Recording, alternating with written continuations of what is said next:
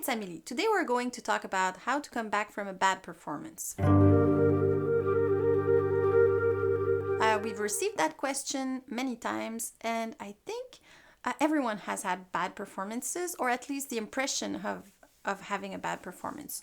So I know that when I play in concert, personally, sometimes I overanalyze myself, and I tend to think that I made mistakes that were bigger than they really were. And then when I listen to the recording, very often I'm like, oh, it was better than I thought. So we also have to be careful with our judgment while we're playing, and maybe not put too much attention on it and wait until the next day and listen again. But sometimes we really have moments where it's not going well. I remember singing in a jazz group when I was a teenager and not practicing enough, and when my solo came, it was pretty much a disaster, I would say.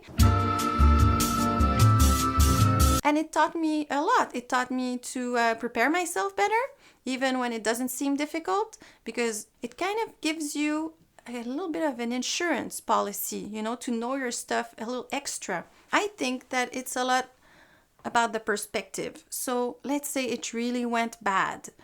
First thing, just allow you to feel the pain. Allow yourself to feel the pain, but don't be too hard on yourself either. Like, it happens to everyone.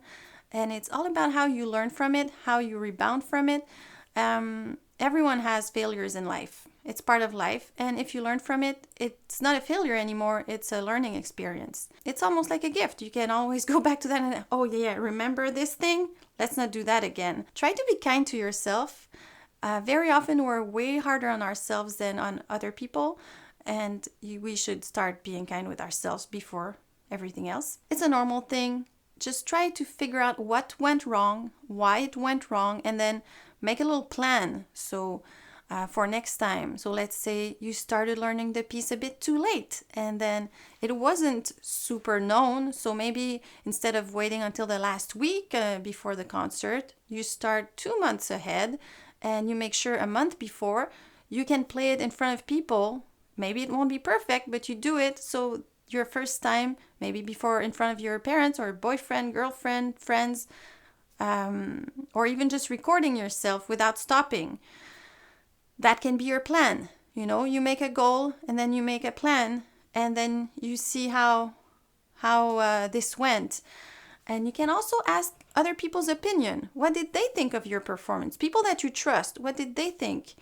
Maybe it's your perception that's not exact. Maybe it was not that bad. Maybe it was. And if some things were not good, then why all that analysis of what happened that you can do after. If you're not very comfortable doing it on your own, you can ask someone that you trust, and you can sit together and see, okay, this didn't go well. Why did this happen? How can I make it better? Maybe sometimes, I remember when I was younger, I was not hungry before the concert, but then I would shake while I was playing because I think I was hungry. I just didn't feel the hunger. So then I had to figure out, what should I eat before a concert? Sometimes it's just part of learning who you are. I feel that playing in concert, it's a very good way to learn more about yourself as well, because all that stress, all that pressure that you have to learn to deal with it. So you have to learn more about yourself and what you need and how to prepare for things. You have to accept what you can't change. It happened. It's life. And just as I said before, it's a question of perspective. If you put it in the right frame, this experience is just an experience, We don't have to put tags on everything that is positive or negative.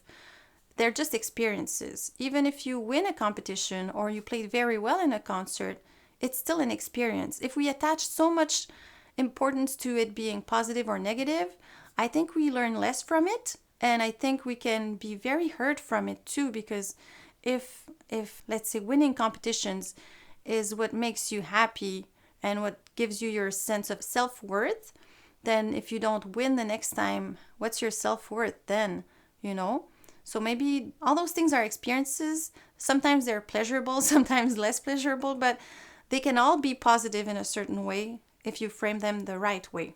And last thing, if other people are involved in your what you feel is a bad performance, there's always a way to say things, but make sure you say them politely.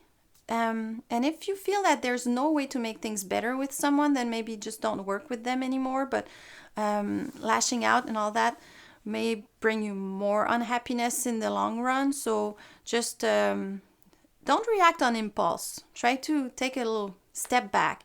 Plus, our brain, when we're nervous and we have all that adrenaline rushing, while we're playing, it's not the same as when we're practicing in our practice room. It's different. And it's not the same as when you'll listen to the recording the next day.